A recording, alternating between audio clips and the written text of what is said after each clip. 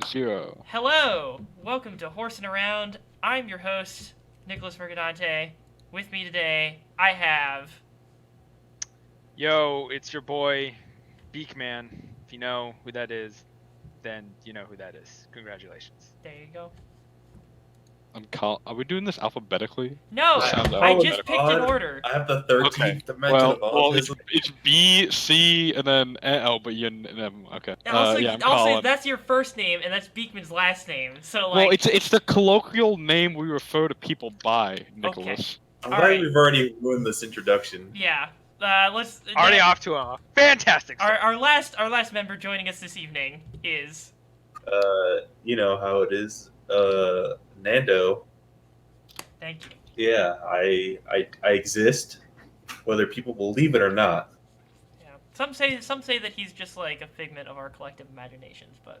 Yeah. We've never really... Also, I need to sue Mercadante for stealing my podcast name without having a big credit. What do you everywhere. mean? Lowell gave me the podcast name. I was the Wow. one that came up with Horsin Wow. Around. Are you fucking... You didn't check the. You didn't hit up. The I'm almost copyright positive office on that this? Nando did come up with horsing around. I'm pretty positive. Listen, I will scroll up through All right. No, the I social believe media. you. I believe you. I'm not gonna Where's my contest this, Where's but my I- huge credit? I could have Mercadante? thought How much that money Lowell was can I the get one that out said of horse suing around. you? But anyways, so today we got a couple topics on the docket, but something that I just thought about recently because I actually just came back from the Rooster Teeth convention down in Austin, Texas, and I went with our good friend Lowell, and while we were there, we wondered because we saw a lot of Rainbow Six Siege cosplays there. There was like a cool like male Frost operator, some GSG9, and a couple more. I think there was like a Capcan and some FBI operators. And so while we were talking about their cosplays, I came to wonder if it would be necessarily a bad thing to bring like an airsoft gun that wasn't loaded to like a convention. Like, do you think that would be like a no-go like at the gate? Like, I don't know what the policy is at conventions. So From a what lot of I've- conven- Yeah, it You depends know- on the convention. yeah, a lot of conventions have different rules on like prop weapons. Okay. It depends on the event. Some of them allow them, some of them don't. Yeah. They may mandate like the airsoft guns needs to have the federally mandated blaze orange tip on it. They may say, hey, we have to tag this in some way when we check you in to the convention through security or whatever. Right. Or others will say, hey, you need to have either something that look obviously not like a real firearm, like a Nerf gun, or you just can't have it at all. So Gotcha. I think it largely depends on the convention, the environment of the convention, who's running it. Also, if you're getting paid, cosplayers can just get whatever through the door, like paid cosplay. Yeah, that's true. Yeah, if they're like cosplayers who are going to hang out like some Ubisoft booth or something, I'm sure that's Yeah, they've got different. like, I think I saw actually some at E3 there was like they had some cosplayers dressed up as some of the characters from Ghost Recon Breakpoint, and they had airsoft guns that had orange chips on them, but otherwise they look like as airsoft guns do look like replicas of the requisite firearms and such. So you think it just honestly depends on the situation. Gotcha. Yeah, that was the other thing. We were wondering if you were gonna do a Rainbow Six Siege cosplay, which one would you do, or which one do you have the most materials to pull off? What was saying an FBI materials operator? to pull off now? I would probably say Blackbeard. Because Okay, that's what I was saying. I thought you were gonna go Navy Blackbeard's Seals. loadout is like the most realistic in that game, as in like this is what someone would actually wear. Because like I mean that's the thing about Rainbow Six Siege is they're trying to give these characters some stylized and some recognizable like appearances and silhouette. Right. And so if you did realistically what every counterterrorism unit ever, they'd all be wearing multicam, they'd all be wearing crime precision plate carriers, They'd and they would all all look have the same. H.416. I mean, I think they'd all be Smog using the is. same shit. I feel like Smog's realistic. Come on, it's just a fucking jumpsuit and a gas mask. All the SAS operators look realistic for the 1980s when the SAS was still wearing and issuing that gear. But that I understand they're they're making a stylized chant. So like, but yeah, I probably have the easiest time replicating Blackbeard. Mm-hmm. Or I guess Valkyrie technically too, since she's also. Yeah, Lowell was but- convinced that you would go with one of the FBI operators, either like Thermite or.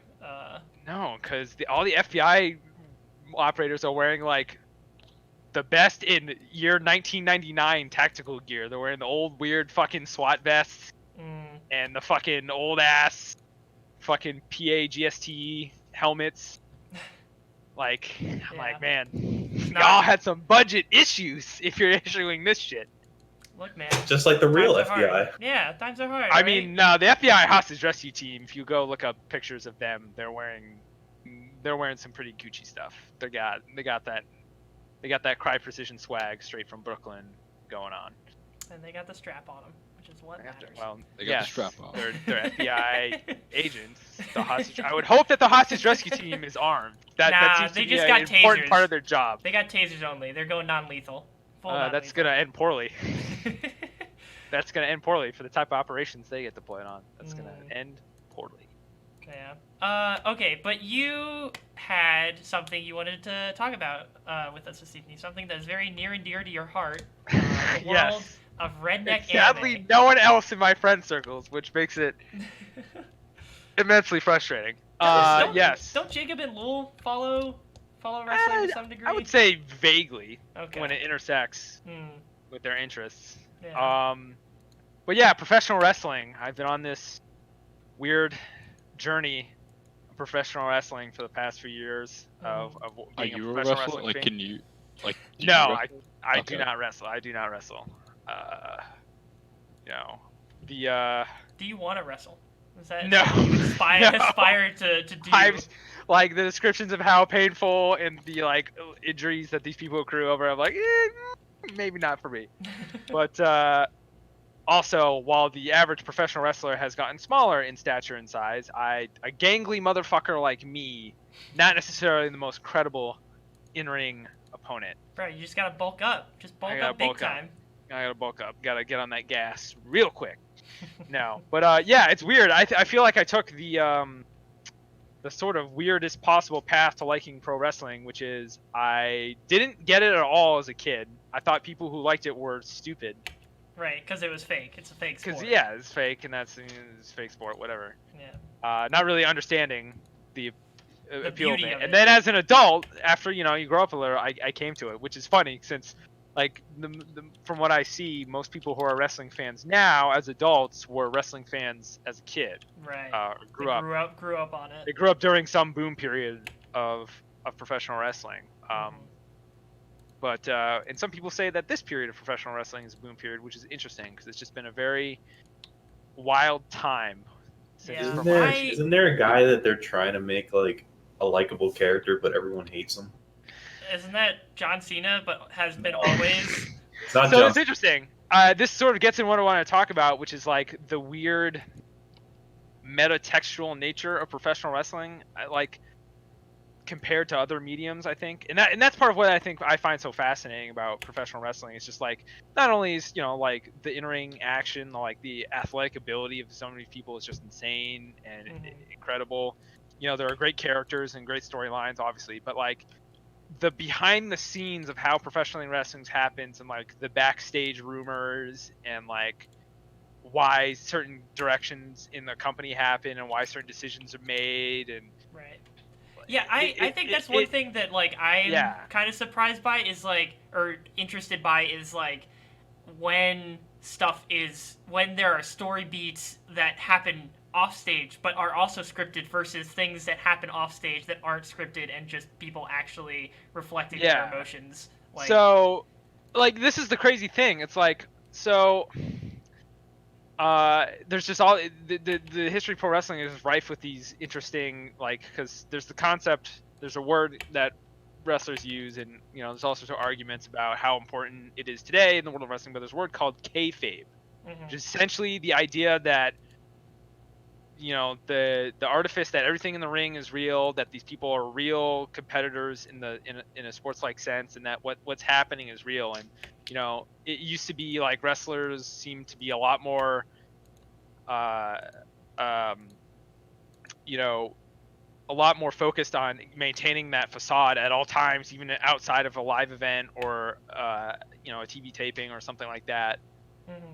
You know, there's a famous incident in the 80s where John Stossel of ABC 2020, like their investigative reporting show, like went up to a pro wrestler and said, "Hey, it all seems like a bit fake," and the wrestler punched him in the face Oh my on god. camera and said, Wow. "Was that fake?" Like there was this very protective measure of the business, and obviously Yeah. like with the internet, that just became more and more impossible to maintain. And so like, and also like, I think a lot of people who deride wrestling as like something that's fake, or like people believing that pro wrestling fans, or at least adult pro wrestling fans, believe pro wrestling is real. Right. Like, people have known in some way or another that pro wrestling is their fixed outcomes to these matches since like the 1920s and 30s, like when the sport was first starting. Like it's been known for a long time. It's just like the audience doesn't care. That's the whole thing. It's right. like it is a show. It's you like, know it's fake. Like if you just think about the mechanics of even some of the most basic pro wrestling moves, you're like, that that doesn't wouldn't like work. what Irish whips. Like why wouldn't you just stop? Why wouldn't you just stop? Yeah. Why would you let someone just kind of I'm gonna If somebody's whip looking you for across the like, ring? if somebody's looking for like a real, like fighting match, you should just go to MMA. Like. Well, yeah, and that's the other thing. I think people in general have just become more aware through like MMA and like, I don't know, World Star like videos on the internet of like, here's what real fights look like. Yeah. Dude, the fucking World Star video where the girl gets hit in the head with a shovel is insane. Oh, Have you seen? Jesus. You've seen that video, right? Yes. Like the really I famous one. Yeah. She's taking hits in the head with a shovel. Maybe she should be, you know, deathmatch I'm wrestling. pretty That's sure she something you died do in that video. She but- did not die. There's no way they live leaked a girl dying from a impact to the back of the skull from a shovel. Well, of course they would. Maybe on Live Leak. I don't think that was on live leak though. That's the thing. I don't know. All right. Maybe. Okay. I don't know. Truly, Okay, I she- don't know. she but, Wait, Mercadante, look at the screen share. Bam! Oh God. what? Okay, Oh, it's the video. Okay, somebody's showing the video right now. But like, so I want to tell you guys a story. I'm not sure if you guys are familiar. Have you guys ever heard of something called the Montreal Screwjob? No. No. So the Montreal Is it a- Screwjob is one of the most famous events for wrestling fans. It took Okay. place in 1997, and it involved two wrestlers from the then called the WWF. Involved Shawn Michaels. Oh wait, I think I know what this is. I've never heard it called. You've never heard it called the Montreal Screwjob, but and Bret Hart. And so at the time, Shawn Michaels and Bret Hart were two of like the larger stars in the WWF. But also at the time, the WWF was in a real bad spot business-wise. Their competitor, which was this more southern WWF, was kind of based around the New York area in the old territory system, which by the time of the 90s was dying out because everything had been like swallowed up by big national companies. So WCW was beating them in the television ratings and beating them in attendance to different shows and beating them in pay-per-view buys. So like the WWF was in a real bad place financially. They're like, oh man. And so a situation arose where Bret Hart, who was a big star, had always worked for the WWF for a long time. You know, he had signed a contract earlier. Because the head of the WWF, Vince McMahon, had wanted to lock him up and make sure he wouldn't go somewhere like WCW or go to a competitor. So he offered him an unprecedented deal, a 20-year contract. Oh boy. Valued at millions and millions of dollars. He would get a huge downside guarantee every year. It was like unheard of in professional wrestling to give someone a contract at this moment. But Bret Hart was extremely valuable, and Bret Hart was a guy who valued loyalty, and he thought, okay, Vince has been good to me, so I'll sign this contract. Respect it. Yeah. But then Vince came to Bret and said, look, man, I can't afford to pay you this contract. Well, So- why did you offer it? Well, he had Fucking offered it when the dumbass. business was better, and he had hoped to turn around. Like, Uh. you know, wrestling's a very carny business. It came, like, that's where pro wrestling came from, was, like, there were originally real wrestling matches that traveled around carnivals in the late 1800s that eventually the people running these says, hey, we can fix these in a way by, like, you know, you know, making them more exciting by having predetermined outcomes and stuff, Yeah. and making storylines. So that's where that comes from. Gotcha. But so Vince can't afford to pay Bret. Bret Hart is getting offers from WCW, and Vince knows this, and he says, "Listen, if they're giving you a good amount of money, which they were, you should go and take it, because I won't be able to match it." Okay, that's. So Bret says, "Okay." And so his contract is set to run out in late November of 1997, right after a big pay-per-view, the second biggest pay-per-view for WWE for WWF at the time, Survivor Series, the biggest being WrestleMania. So, but also in the head is this guy named Shawn Michaels, who is an extremely talented wrestler. Very different from the Bret Hart character. The Bret Hart was known as the Hitman, the excellence of execution. He was this very technical wrestler, this very serious guy, and he took himself seriously. Okay. He prided himself on being able to be such a good wrestler and make everything seem fluid and in some ways more real. Shawn Michaels was this very flamboyant, kind of, you know, pseudo-sexual character, kind of vulgar in a lot of different ways, and also he was a big into backstage politics. You know, he wanted to make sure his friends remained at the top of the card, where they could make the most money. Yeah, he's playing the game. Also, you know, so he was a backstage politician, and he and Bret had their issues. They butted heads a lot, and they had backstage fights, they had incidences. And this was not staged. this was very real. They legitimately did not get along. Yeah. And so this comes to a head in 1997 when Bret's leaving the company. The problem is Bret is the WWF champion. And so there's a sort of a tradition in wrestling where if you're leaving a company or a territory, you lose on the way out. You put another star over who's going to remain there and remain in the audience's eyes, because you're going to go away. Like, you're going to be on, in this case, you're going to be on a competitor's TV show and not in the realm of the WWF anymore. So, you know, they need you to put someone else over. It's a time-honored tradition. Yeah. So, they need to get the title off Bret, and Shawn, you know, he's a popular star, and they want to put it on him. But there are two sort of separate factors that make this difficult. One is the show that they want Bret to lose the title on is their big pay-per-view Survivor Series. Yep. Have Shawn Michaels versus Bret Hart, which has been, they've wrestled before. In the ring, you know, obviously they have good chemistry and put on good matches. So it's a good, you know, way to headline the card. Yeah. However, the show is in Montreal, and Bret Hart is from Canada. He's a proud Canadian. And so, like, he doesn't want to lose in Canada because he considers it a point of pride. For, like, he says, you know, if I lose to Shawn Michaels he'll never be able to show his face in that town anymore. Yeah. Kind of And the character of Bret Hart might as well blow his brains out. He actually said that. And so they're trying to try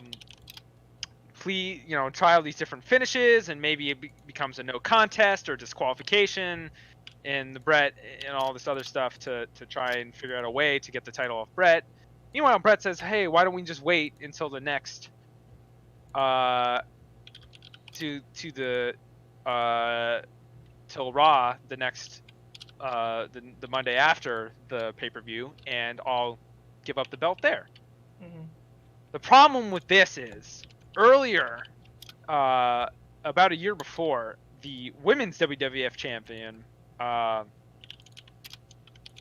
woman named Alundra Blaze, had jumped from WWF to WCW while she was still women's champion, and famously showed up live on the WCW live television show Monday Nitro, and dropped the women's title belt into a trash can, famously, as an on-air angle. And so, like, they didn't want that to happen again because it was like a big and that wasn't scripted either.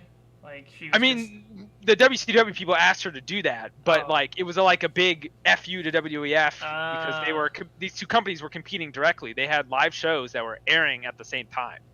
competing for the same like viewers and stuff. It was right. an excited period in wrestling called the Monday Night Wars, where they would go head to head every Monday night for ratings and stuff like that. So Vince McMahon was worried that another situation would happen like this again, and and as they're trying, all the Vince McMahon and all the producers and bookers in the back and the wrestlers are all trying to figure out how to do this.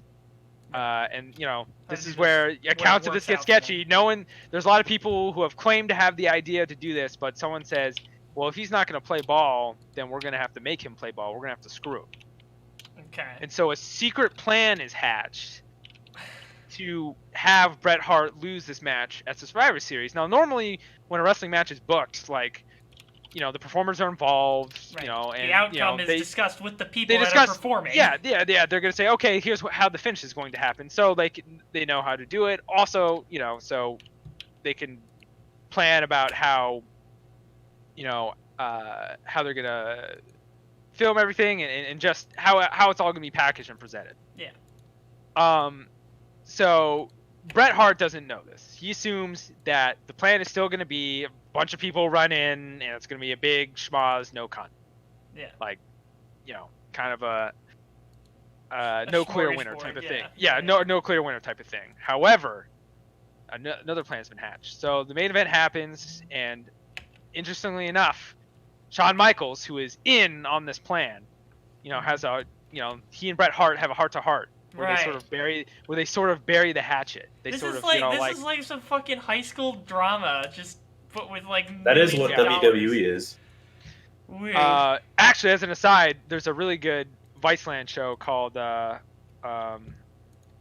was it called?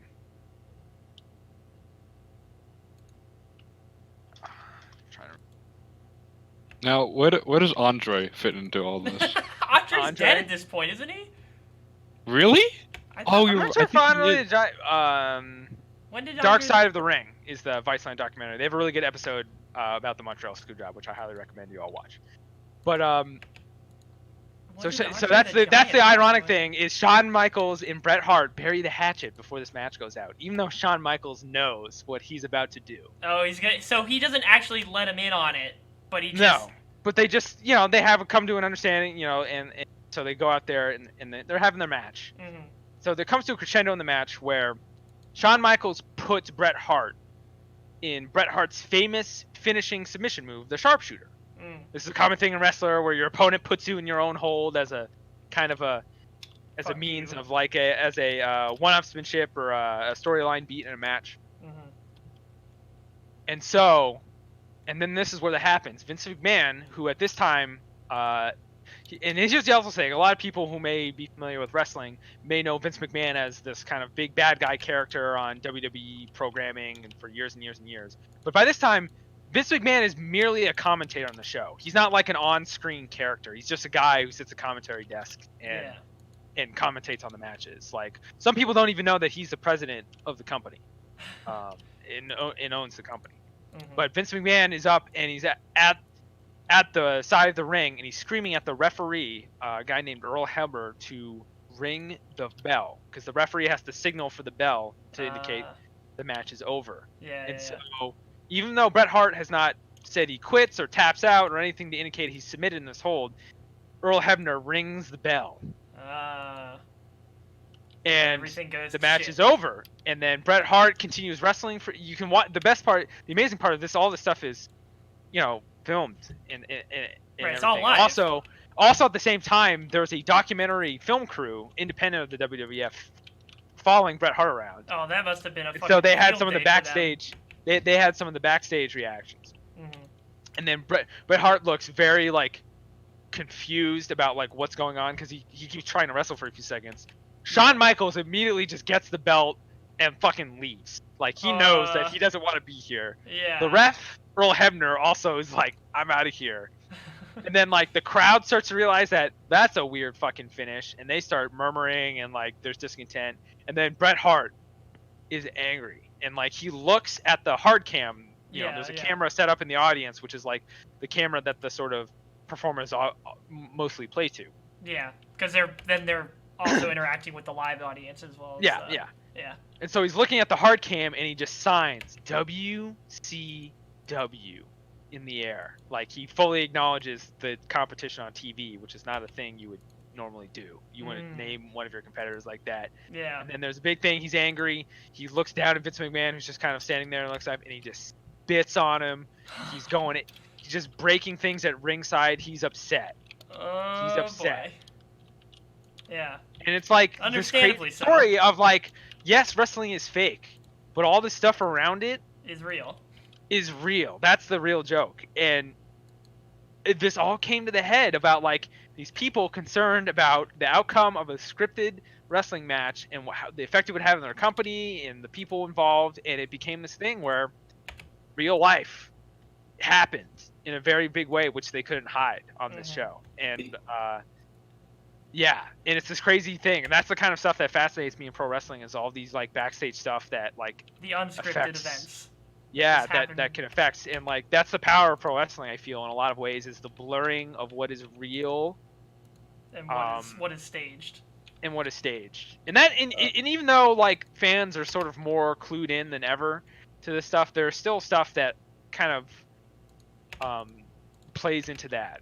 Like one of the how I got into pro wrestling was I had heard about WWE's developmental show, their sort of minor league, so to speak, called NXT. Yeah. Which was they have this performance center down in Florida where they train wrestlers, and they also have this deal with Full Sail University where they tape they tape episodes of a 1 hour weekly show. And they also put on these kind of 2.5 hour live events called takeovers. And so the first real wrestling event I watched back to front, or front to back, whatever, was a show called NXT Takeover Revolution. And it featured, I was new to wrestling, so I didn't know anyone on the card. I just heard these shows were really good, and it was like short, and you could get into it really easily. Is this more along the lines of like the real, actual like redneck anime shit where it's like backyards and stuff, or? No, so NXT is interesting because they both have like people who are totally new to the world of wrestling, like athletes, former football players, former gymnasts who they're training to become wrestlers, and then also stars from the independent scene. And I think that's something that a lot of people, when they hear wrestling, like I feel like more than any other sport, like when people hear the word professional wrestling, they automatically think WWE. They might not even know that there are other wrestling promotions out there. Yeah. Like that's how closely WWE is synonymous with pro wrestling. Like that's all people I think are aware of in a lot of cases. So there's a lot of independent talents, and so there are two on this show. One guy who wrestled in the independents as a masked luchador named El Generico, which is funny. Instead of most luchadors stereotypically are from Mexico, he was a ginger Syrian Canadian guy. Woo.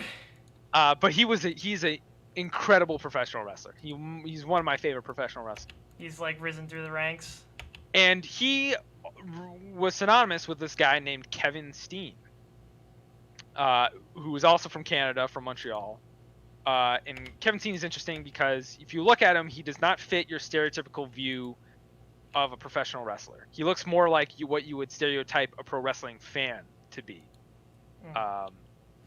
than the stereotypical pro wrestler. But both these guys were synonymous with each other. They were a tag team. They'd had this big, long-running feud after that when Kevin Steen turned on El Generico in a company called Ring of Honor, which is a big independent company. But I didn't know any of this. So the first match happened since Kevin Steen, who's now known as Kevin Owens in WWE, wrestling, and he just has this insane kind of violent energy about him. And there's this really cool unscripted moment in the match where the opponent he was fighting, was laying in some moves, and he laid in one a little too hard, and he busted Kevin Owens' nose. Not too bad, just a little bust. but enough Yeah. to get some blood. And blood is a very powerful image in professional wrestling. Right. And I just remember the end of this match, you know, Kevin Owens is looking at the hard cam and he's just kind of like grabbing the ropes and leering out in the crowd, and he's just sticking his tongue out as blood runs down his face. And I just said, even though this guy is this sort of like heavy set looking guy, a little rotund, wearing like gym shorts and his t-shirt with, you know, KO on it, he looks like a real brawler, Street Fighter type, a guy you don't want to fuck with right now, because he's just got this blood and he's sticking his tongue out like he doesn't give a fuck that his nose is broken. And I was just like, wow, this guy is, you know, like it's he's a got really an aura. powerful image. He's got an aura about him. Right. So the wrestle card goes on. There's some great tag team wrestling. There's some great women's wrestling, which was interesting to see, since like when I was aware of pro wrestling growing up in the late 90s and 2000, women's wrestling was not really respected within the WWF as a legitimate card thing. They were in weird romance angles. They're both acting, but they're just But they were there for sex appeal. That is unfortunately the role they were pigeonholed in. They were there to, you know, have cat fights rather than actual wrestling matches. fights. Yeah. So there's some good, which was like, wow, you know, that really broke some of my generalizations about professional wrestling. But then there's the main event between two wrestlers, El Generico, who in WWE he's now known as Sami Zayn, and he had unmasked. Okay. And a guy named Adrian Neville. And now this was a really interesting storyline. Yes, Neville. he's from Newcastle, Newcastle, England. But they play all these video packages before every match to catch you up on the story, which was nice because I had not watched all the weeks of NXT TV, so to speak, catch up, because this is my first time watching the show. And they had this really interesting saga about, you know, Sami Zayn. He's this really great wrestler, but every time he gets a championship opportunity or this big match opportunity, he fucks it up, or he can't quite seem to get a jump down. He's friends with this guy named Neville, but Neville's like, you know, kind of, you know, Neville starts to get arrogant towards him and dismissive of him, saying like, Sammy, you're a great guy and all, and a pretty good wrestler, but you just don't have the killer instincts. You don't have what it takes to get it done. And this sort of brought out this intensity of brings out Sami the Zayn. gamer And Sami rage. Zayn says, okay, I want one more match for the title. And if I can't beat you, then I don't know what I'm doing here. I'm going to leave NXT. Like, if I lose, my career here is over. Like, there's no point in me being here. Right. And there's this really great part where Neville says, whoa, man, you're my friend. I don't want to be responsible for ending your career. And that just makes Sammy even more angry because, like, you know, that's fucking rude. you think this is not about you, and it just like, it was just really interesting because, like, wrestling is often sorted into like good guys and bad guys, right? Yeah. Babyface and heel are the cool in terms if you want to use those. Okay, so like John Cena is like a baby face. John Cena's a babyface most of the time, and then like a stereotypical heel would be like, you know, from the 80s would be like the $1 Million Man. Okay. Everyone has a price, or Jake the Snake Roberts, like characters who are obviously evil in some way. Is Gravedigger a heel? I don't know, that's a name. Gravedigger? Gravedigger's a monster truck, Nicholas. Are you talking about Phenom, the Undertaker? Yeah, the Undertaker. The American Badass? Yeah, him. The Dead Man? One half of the Brothers of Destruction? Look, Undertaker the Undertaker does, like, in his job description, dig graves. The Undertaker so, like, also has a cool story, like the streak. Yes, that's another interesting thing. Yeah. The Undertaker's WrestleMania undefeated streak. But okay, but would he considered a heel? Is that the He's played both. He's played both in his time. A lot of wrestlers will go back and forth in the career. He has some weird urn, like voodoo bullshit.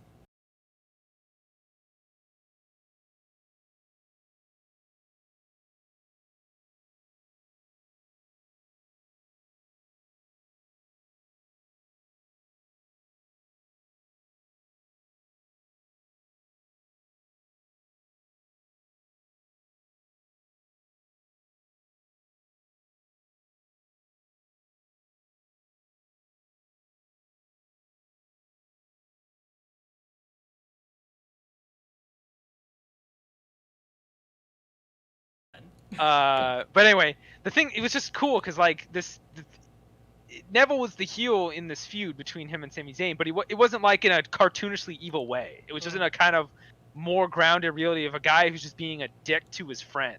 Yeah. And like underestimating his friend. And so they have what I still consider one of the best professional wrestling matches I've ever seen. And if anyone's listening to this and decides to watch it, I highly recommend you watch the NXT TakeOver Revolution show and watch this main event because it is fantastic. And was it just with the title of these two wrestlers going against each other? Yeah, it was just they were just the. I just mean the like action if of the somebody match. wanted to search it up, like. The best way to do it is if you're on the WWE Network application, just search for NXT Revolution or go to the NXT category and look through the list of NXT takeovers. Okay. I think they have a playlist of every takeover and just find the one that's NXT or Evolution. I believe it's from December of 2014. That's when that show happened. Good to know. And the action was just incredible, and I think that was the moment because I enjoyed the show up to that point, but like this was the moment where I went, "Holy shit!" Professional wrestling. And the moment it happened was. Moment. So Neville the climax of this match is Adrian Neville is getting desperate because he still hasn't been able to put Sami Zayn away, and there's a moment where he rolls out and he grabs the title belt, from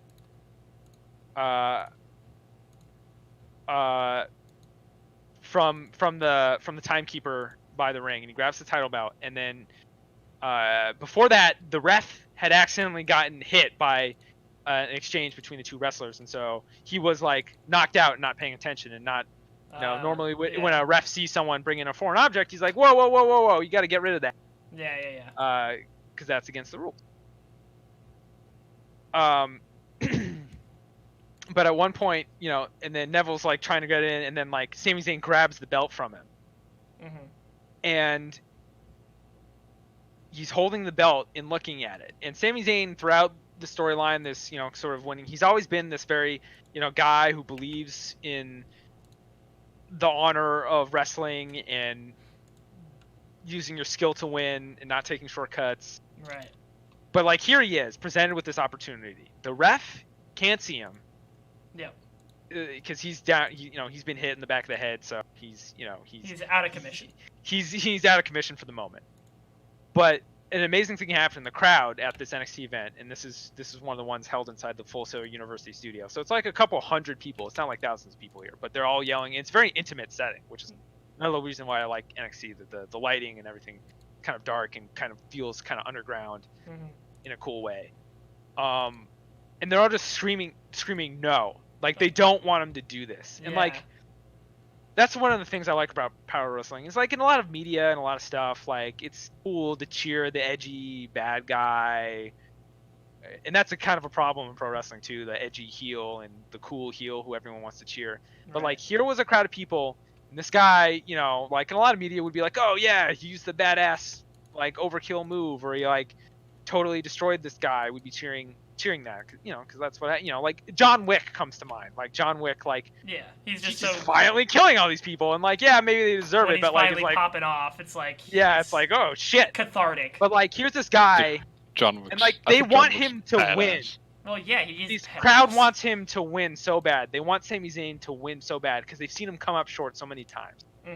But they don't want him to win like this. Right, not like this. It'll taint everything. It'll taint him forever if he does this, and they're just. It's a screaming, moment. No. And there's a great moment where Sami Zayn, and it's funny because they had to like, I remember watching this live, and they on the edited version on the network they sort of copy around it. You see him just go fuck it, and he just throws the belt away. Oh, nice. And he almost gets rolled up by Neville and loses, but then he comes back and he hits his finisher called the haluva kick. Which is, you've got a dazed opponent in the corner, and he just sprints full tilt at him and does like a split, like high kick right to the dome, and then pins him.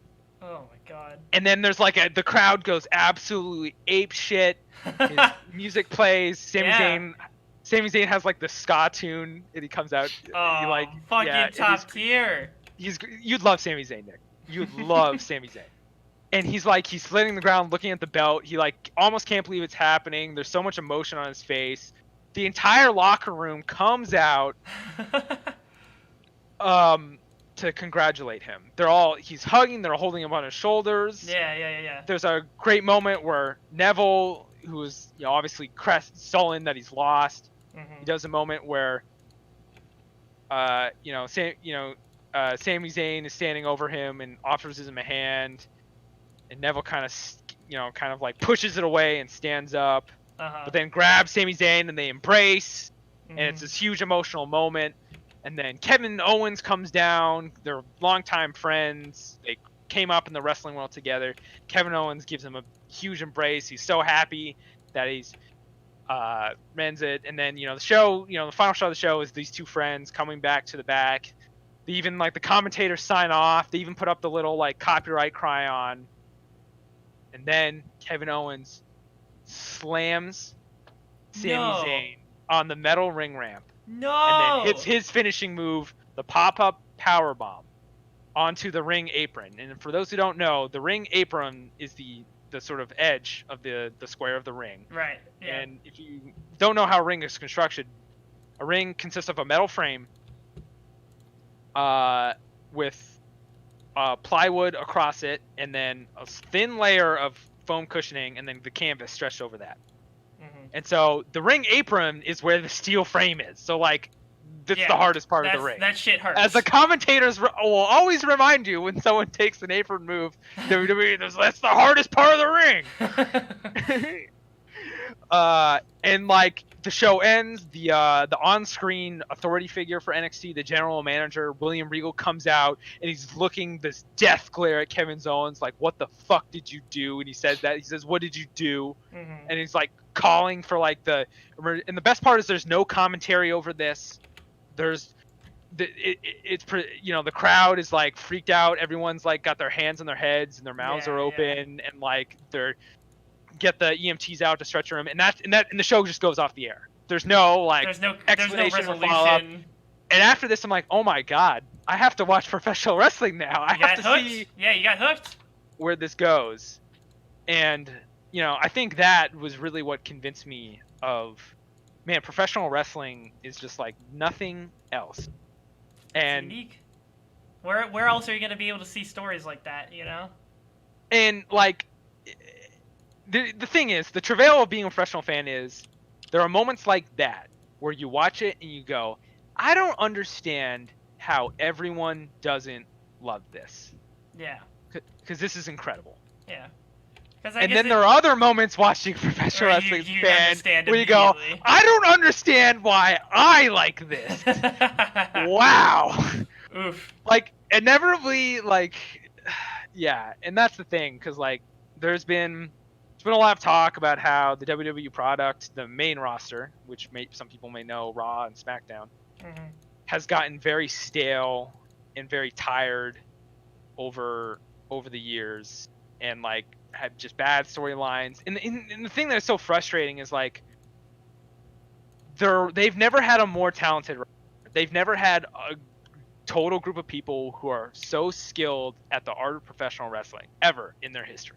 Right. They have so many people who are so good, and they're just wasting them sometimes.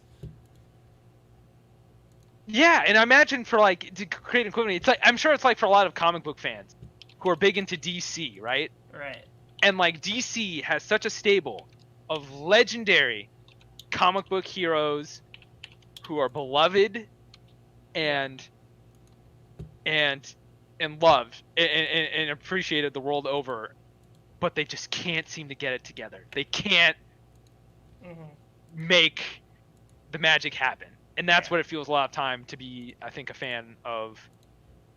I think it's a lot of WWE fans, but there's other wrestling promotions who I'm sure people feel like this. But that's the thing is I think as you got to open your eyes that there are so many other companies that are doing professional wrestling, and it's never been easier to watch. I've mentioned the WWE Network, but there are a bunch of streaming services for companies that you can get into. There's a ton of companies who just post stuff on YouTube. There's plenty of free matches to check out on YouTube. Right. and there's like a niche variety of wrestling for everyone. Do you want crazy, cartoony, campy Japanese pro wrestling where people do pro wrestling in a water park, Dude, on a train, I wanted to talk about that. while camping? Then you should check out DDT Pro. If you want to watch a what do you Mexican telenovela where there are Mexican murder arm breaker ninjas and people die and it's like Mortal Kombat, then you should check out Lucha Underground. What Nando, what were you asking? Yeah, what are you gonna say, Nando? So we call like wrestling redneck anime. What do you call Asian wrestling? Redneck anime squared. Is that just double anime? Well, if you wanted to do the full weeb equivalent of actually, and then use the Japanese term, it's called Puro Esu. But people will make fun of you on the internet for being an asshole if you go. I'm about to make fun of you for knowing Puro that. Esu. I mean, I know that. I know there's. Here's the thing: once you become part of wrestling Twitter, you're just fucking poison for life. Yeah. I don't know much about that. I just know there's one like really good story called like the Golden Lovers. Yeah, so the Golden Lover, it's an interesting story, which has taken some, I guess, a kind of sad turn in a way. The Golden Lovers is about it was a tag team of two pro wrestlers, one Japanese, a guy named Kota Ibushi, and another guy from Canada named Kenny Omega. And who, interestingly enough, early on in his career was in the precursor to NXT, the WWE developmental system, Deep South Wrestling. And so he was in WWE employ a long time ago in the mid-2000s, funnily enough. But yeah, so Kenny had seen, after he left that, he had seen like Kota Ibushi's matches in this promotion called DDT, which is sort of this Japanese promotion, smaller scale Japanese promotion. And he really wanted to have a match with Kota Ibushi, and wrestle DDT, and they did, and they had this insane, super intense, dangerous match. And then they became a tag team in DDT. You know, they grew their name and became more and more successful. And then,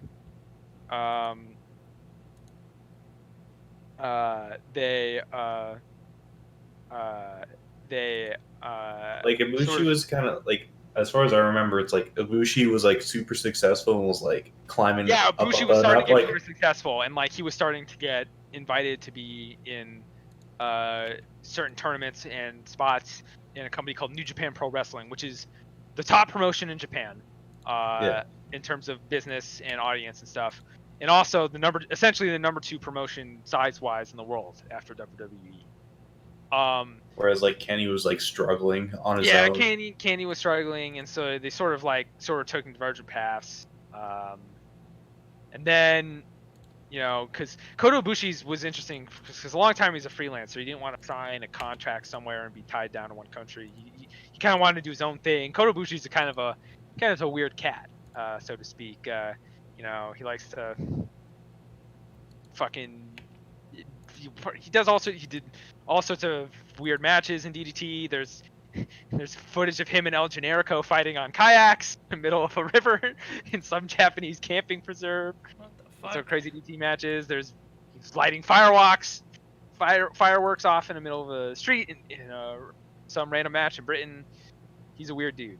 But they took separate paths, you know, as a freelancer. And then Kenny came to New Japan.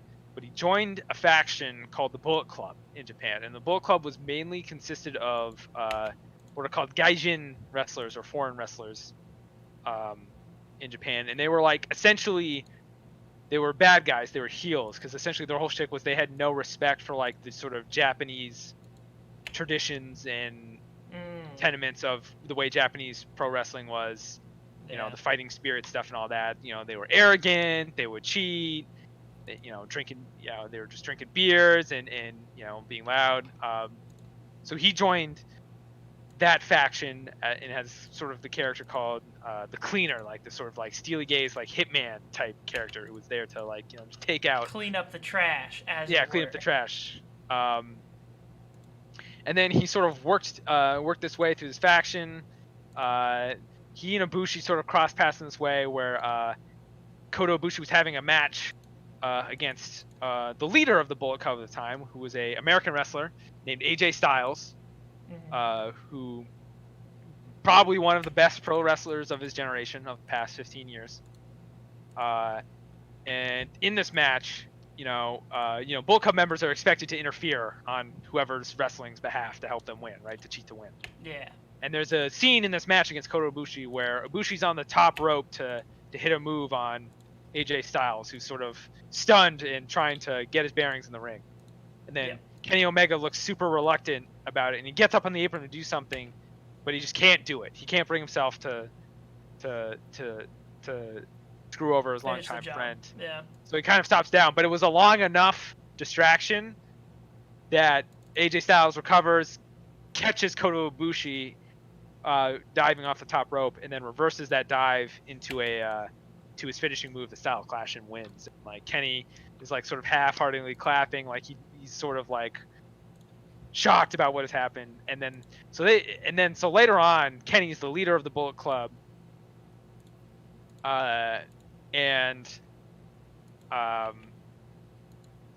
There's a problem because he's the leader of the Bullet Club, and he sort of created a sub-faction called the Elite, which is him and his two friends who are part of a tag team called the Young Bucks. They're brothers, Matt and Nick Jackson. And so other members of the Bullet Club are less happy about the attention that they're getting. And there's other foreigners in there. There's a guy who's just left WWE, this guy named Cody Rhodes, who is now wrestling Japan and is sort of, presented as, sort of trying to vie for the title of leader of the Bullet Club from Kenny. And so there's a lot of this discord, and it all comes to a head when, Cody finally snaps and turns on Kenny and is about to beat Kenny down with a chair, and then Kota Ibushi shows up and saves Kenny, and then they embrace and become, and restart their partnership. Oh, okay. But it's taken an interesting turn now because Kenny Omega has left New Japan to start a new company called AEW All Elite Wrestling with his fellow members of the Elite. And Kota Ibushi, the famous freelancer, has finally settled down and signed a contract with New Japan. So it's unlikely their paths won't cross for a while, just because of the nature of wrestling companies and exclusivity contracts and stuff like that. So I would highly recommend, there's a YouTuber or a guy made videos, I think some of his videos may have gotten taken off YouTube and you might host them somewhere else, called Showbuckle. And he's a really great video explaining the story in much better detail than I could of the Golden Levelers, and I would highly recommend people check that out. Neat. Yeah, bro, you just fucking blasted through like 50 minutes. Yeah, I just realized. Going fuck. Off on I mean, I could talk. Yeah, I was about to ask. I was like, isn't this only like an hour podcast? Yeah, I feel bad. I feel like I've taken up a lot of the time. So maybe we'll call it there. Or maybe we'll table other wrestling topics for. Yeah, we'll bring back wrestling some other day if we have you back on. No, maybe I'll give you guys a wrestling show to watch somehow, and we can just commentate on it. Commentate on it. Yeah. And thoughts after. I'd be down for that. But I mean, honestly, if you're talking about something that you're passionate about, I feel like that's just good to listen to no matter what. So I had a fun time listening to it. Hopefully whoever ends up listening to this, Brandon Chu, will enjoy it as well. And Maddie said she might listen. Yeah, if she wants to pick it up now that she's dropped the Adventure Zone, I guess she wanted to take a break after the first chapter. It's an interesting show, but as a wrap up, I think I would say give pro wrestling a shot. Find something that catches your eye. There's a ton of promotions out there. Go to a local show. If you've got a local indie in your area, go to a show. Check it out, man. Give it a try. It's really a fun time. Try it once. If you have a friend who has access to or pays for the WWE Network. Well, I think it's free. They have a 30-day free trial. Ah, okay, yeah. Fire that up, and then if it's not your key, no money out your pocket. Right. Yeah. Yeah, I don't know. I mean, the only other thing that I had on the list, at least for me, was just I was just gonna shit talk Fortran for a while and just ask you guys if you think some languages really just should die in the I mean, coding world. like, But, I mean, some languages should die, but I don't When's think- someone gonna finally kill off Latin for real? Yeah. fuck you, bro. Latin's the best language out there. bro, Latin is the language that you take in high school when you don't want to take a language, but you have to take a language in high school. I Well, wanted to to take a graduate. language, and I wanted to take Latin, and I took Latin, and I had a great time. Well, The you problem with are a programming minority, languages- to say the least. Well, Damn it, guys! I'm trying to rail us back on Okay. track. Sorry. Yeah. What would Back you... on the Ruby on Rails. Yeah, Boom. like Ruby on Rails, that should die. What is Ruby? I don't have much stake in this, wrestlers. I'm not. but that's I'm not what a programmer Endo anymore. programs in, and Endo's cool guy. He makes Quine. I don't know So, what like, any of this I don't know. means. You know who- The, oh, the hang on, problem hang on, with hang on. programming languages is like, even if something should die, it just won't, because there's always gonna be that one asshole who makes something in some obscure language just because they can. Just because they're having fun with it, which is good for them. But then if other people pick it up and then it becomes a thing, but like not enough of a thing to like be actually well implemented and documented and stuff, then it's just a pain in the ass for everybody. Or in the reverse case, I guess for me and with Fortran, it's like all the people who knew how to do it just got old, retired, and died, and didn't like write good documentation. Yeah, because that was back before documentation existed. Right, and so now we're just left picking up the pieces in the current Hey. year. Hey, there's a very good PDF about SNES assembly from like the 80s. Well, I'm glad that all the SNES bootleg developers have that. Yeah. I don't. I have Yeah. one PDF basically that like gives a decent summary of transcribing Fortran to C++, and then the rest Marky, of where it. are you co-oping? I'm co-oping at the Aberdeen Proving Grounds in Maryland. I'm working for the government, more specifically the Army, doing some work with them. But my project is literally just taking a program that was coded in Fortran and transcribing it to C++ so that people who work on it in the future don't have to work on it in Fortran. Yeah, here. That sounds like not like. I actually look, a lot of circumstances in my job situation have been pretty shitty, but I would say the challenge itself is an interesting one, more interesting than the things I've done in my past 2 internships. So like I'd say it's a step up. That's good to hear. Yeah, I don't know. so, like, Cisco's. I mean, you keep going, Mer. I don't know. It's just like, you know, having to look up stuff and then like just implementing it. There are moments of tedium where it is literally just like, okay, this is line whatever, just write the C++ version of it and just go through that.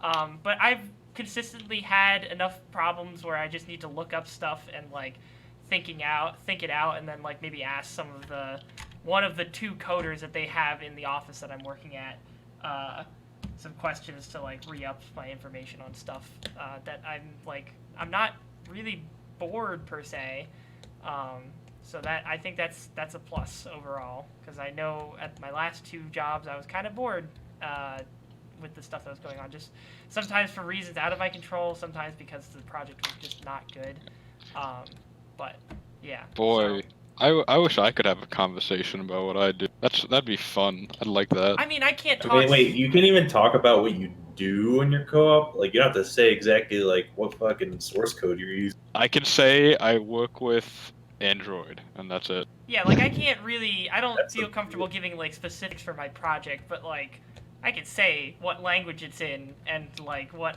you know. Well, yeah, generally- I can say that, but like it's not interesting. Like you have like an interesting scenario about like that's specifically the language that you're working in. I don't have Okay. anything interesting about like it's like I'm working with Android and I'm writing in C. Gotcha. Yeah. The goal of your project is more interesting than Yeah. Mhm. the process of your project. So it's, I mean, now you guys have me worried, because I'm like, what I'm doing isn't anything crazy or, like, secretive, but will I get in trouble if I talk about it? Who the fuck? Maybe. Probably not, but you shouldn't anyway. No. I mean, I will say, though, it's pretty interesting holding multi-million-dollar line cards. Woo. What is a line card? It's a thing you Oh, that's slap classic. into like a switch or a router, like big old enterprise routers and stuff. Okay. Neat. Yeah. Yeah, you know, sometimes you just have millions of dollars in your hands. Sometimes it just be like that, and then you drop it, and then it I shatters. went to a fountain pen store in Geneva when I was in Europe, and I was holding like pens that were like, I was like, how much is this? You just, oh, that's 90,000. Oh, Ah! okay. What I'll the put this down. I'll put this down. It is probably worth more than I am as a human being. I'm pretty sure like even like the cheapest thing it's this goes like several $1,000s every time I like type something. Fucking hell. Yeah. Yeah, I don't know. I think they're, you know, like the when I do scans the forums that talk about like why Fortran should be used that I've seen in my research, it's like, yeah, it is pretty fast at doing math, but like it could have been written in a way where having to write in it or read it isn't so shitty. Like they had like even the simplest thing, they don't have all of their variables and Don't they start with like colons? call signature. No, not like nothing like that. But they're case insensitive. So Oh yeah, Lisp is like that too. yeah, and so you can just make a variable with whatever casing you want, and then just write it somewhere else with completely different casing, and then that's just totally fine.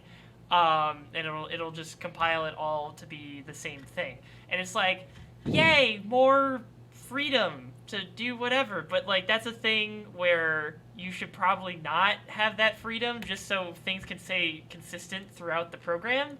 And the thing that I am transcoding is not consistent, like, at all. And it's a little infuriating sometimes. But I digress. I don't know. I think that the fact that I am literally getting paid as an intern to start a project to get this thing out of Fortran is, like, evidence that these languages that are, like, this old and this unused are on the way out. But Oh yeah. yeah. I'm curious to see if there's any languages that we know now and use frequently, like if any of those will die out in our lifetimes, or we'll see them at least start to die out. I mean, if we ever get like a low level alternative, like a low, like, okay, I hate to say low level because C's not really low level, but like a language like C that can I mean, C is pretty operate. low level. Like, I think C is like, well, like if you compare it to something like Haskell, like Python, yeah, but like I don't think in the grand scheme of things C is very low level. Like there's a lot of like pretty large abstractions from assembly in C. Like I also don't like, yeah, like you could say like, oh, Python's higher level than C, but like I think that like high level and low level, that's more of a like, it's similar to how like you can have isn't it how functional. close you are to the like ones and zeros? Like, Yeah. So like you can like do there's like two conflicting like things when you say low level. It's like the language and how close it is to assembly, and then there's like if you're doing low level, like you can write a device driver in any language you want. Like theoretically, like you can do like bitwise shit and like flipping bits on a IC in Java if you do it correctly. So like that's low level programming there, but it's in a high level language. I don't know. I think those terms are kind of misleading and like too generalized a lot of the time, personally. Gotcha. Yeah. But like there's not, like to my knowledge, there's not another popular language like C that has that much memory control that you can give. Like obviously, like in modern times, that's actually a really bad thing because most vulnerabilities I think come from bad C. Right. So yeah, because a lot of stuff is built on it. So, yeah, I'd be really shocked and surprised or whatever if something like on a web development side of things, like if JavaScript or like HTML or CSS as we know it just like went to the wayside.